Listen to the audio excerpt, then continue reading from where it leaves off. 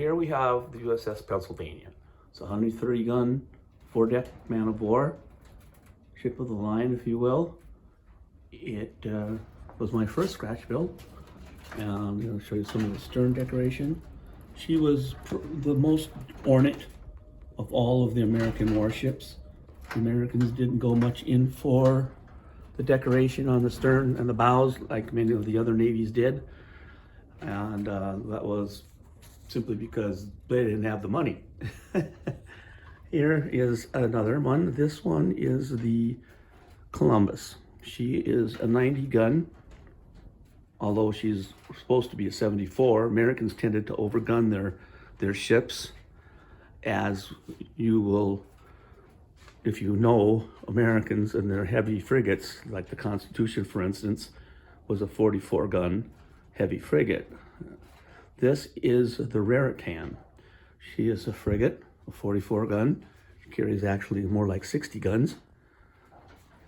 Here we have the Columbus, the Columbia. The Columbia is also a frigate, a sister ship to the Raritan that I just showed you. And here we have the Plymouth as a sloop of war.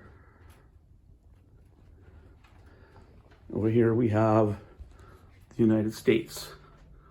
She's the sister ship to the Constitution and the first of the line to be built. Now we have the Dolphin. She's a brig. In the back we have the Germantown, another sloop of war. And here we have the Delaware, another 74/90 gun ship of the line. Again, not much ornamentation on these ships. That's about all you can really see. You can probably see my entire workshop here. And in the background here, you'll see this is the Merrimack. This is the ship I'm currently making. And there's not a lot on her. I've had to go mostly by drawings and photographs and plans for her sister ships, the Wabash and the Minnesota. There aren't any photographs of her because, of course, she was destroyed in April of 1861. Really never had a chance to get any really decent photographs of her. So you would probably know her more famously as the CSS Virginia. When the Confederates raised her, they literally cut off the top deck here, made across here, and put an iron casement on top of her. And that was the slope sides, and she was technically the first ironclad. She was also one of the main participants in the famous battle at Hampton Roads between the Monitor and it was called the Merrimack, although it was technically the CSS Virginia. Now it's called the Merrimack simply because when the ship was first christened, it was christened as the Merrimack. And it's possible, if the Civil War had turned out differently, that history might have been rewritten itself and we would no longer be calling her the Merrimack and she would be the CSS Virginia and go down in history as that particular ship.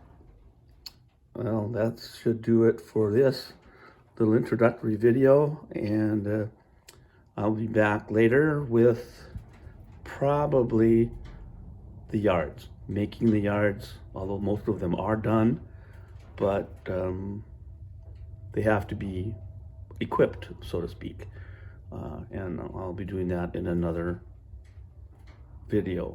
Maybe I could mention that I have made all of the back stays, the forestays for the main mast, the foremast, and the mizzen mast.